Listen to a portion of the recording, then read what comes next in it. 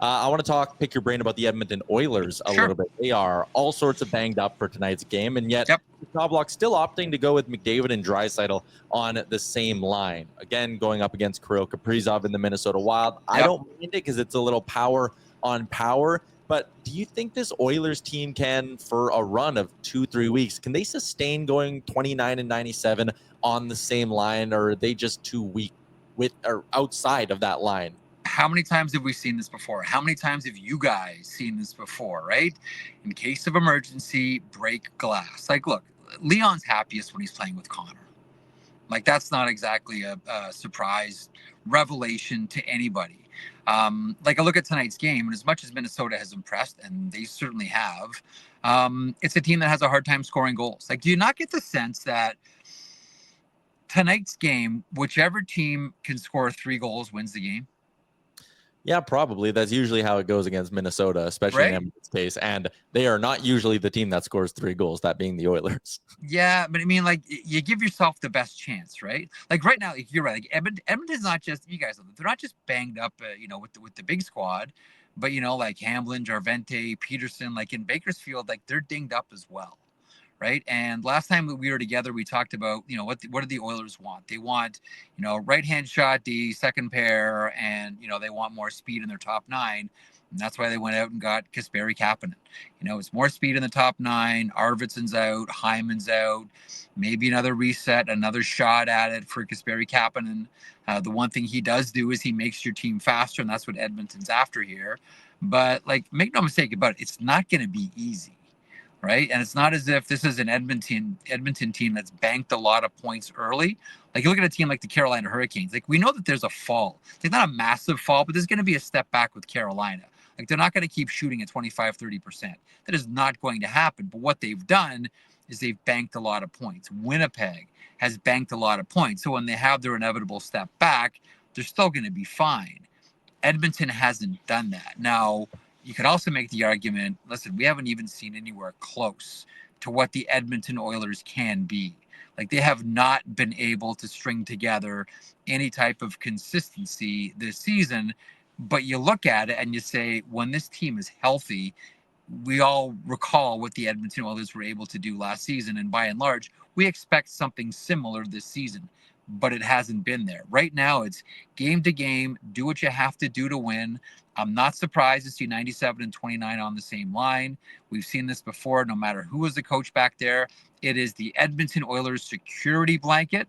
I understand the idea of trying to spread it out over the lines, but when you need to manufacture a goal, not unlike what Joel Quenneville used to do with Jonathan Toews and Patrick Kane, the wise thing is, the coach thing to do is put those two guys together. Because again, first to 3 wins tonight's game.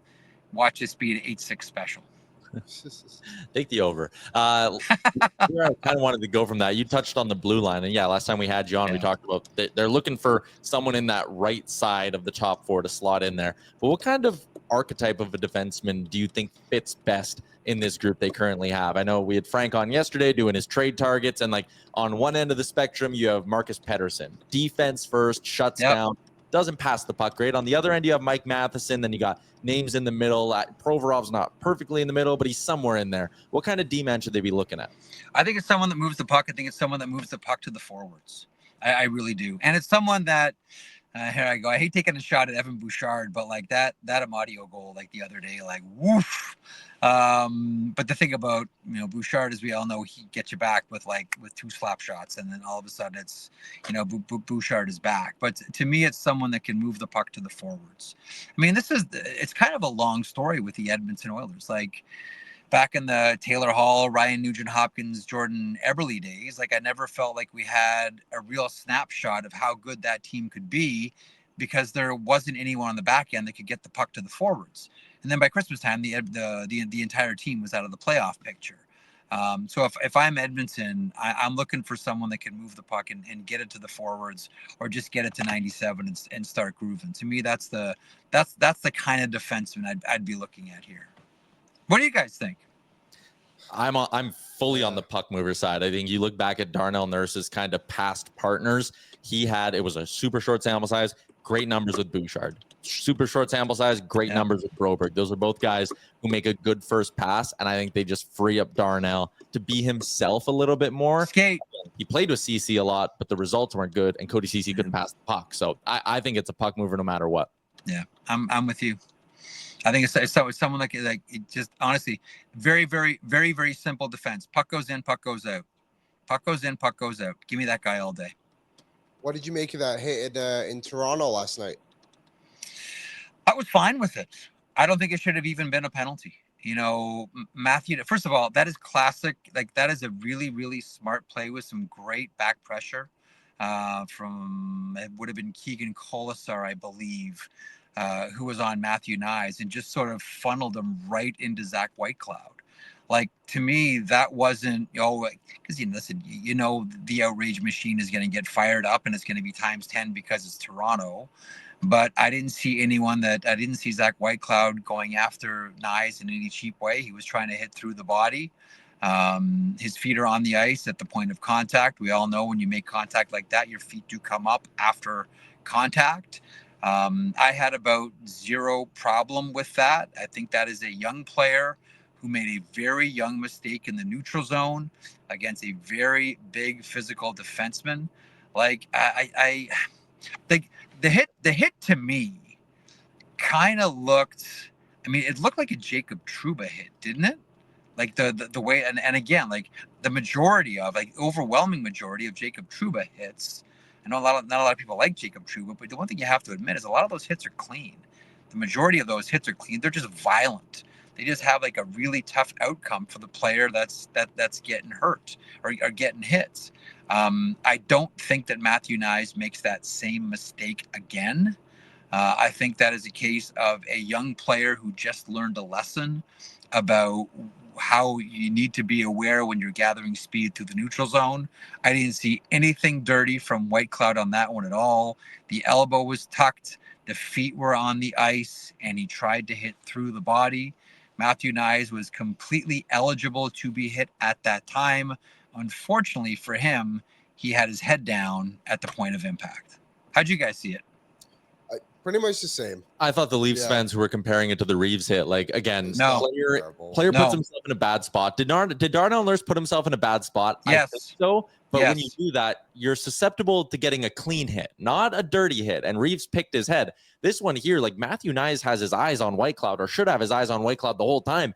Like you said, I think he's learned a lesson of, that guy will rock me if I put myself in that spot. He sees him the whole time and stays crouched over. Like, you can't do that. Yeah. No, you can't. The thing I think that got Reeves, like, does Darnell Nurse need to be more aware? Like, how many times have you seen it? Like, we used to see this about 20 years ago all the time with Colby Armstrong and Rafi Torres. Like, when the defenseman comes out from around the corner, that winger comes screaming in for that peekaboo hit. We've seen it plenty of times. We don't see it a ton anymore, but coming around the net, like, you need to be aware of who's coming and who it is.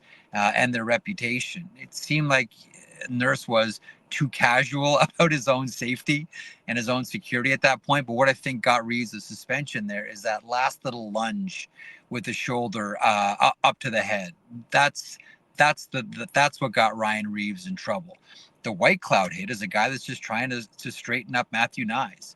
It's a head-to-head collision, straight up hit. Whitecloud's trying to go through the body. The problem is, Matthew Nyes was leading with his head and his eyes watching the puck.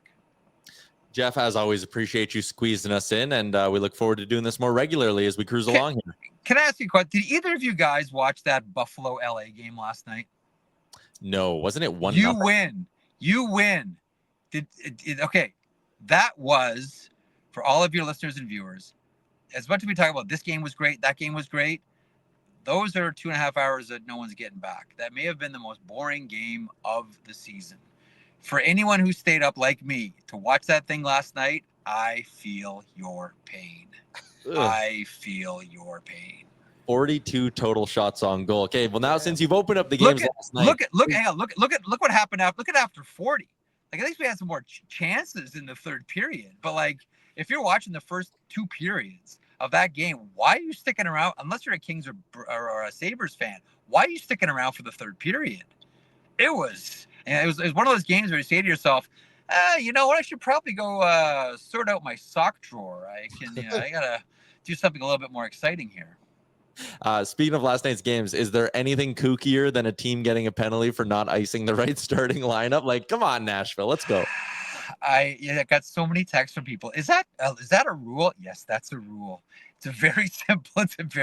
It has happened before. It's not the first time.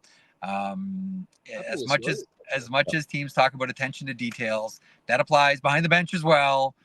When you're filling out the lineup, that one was it's always a stunner when it happens.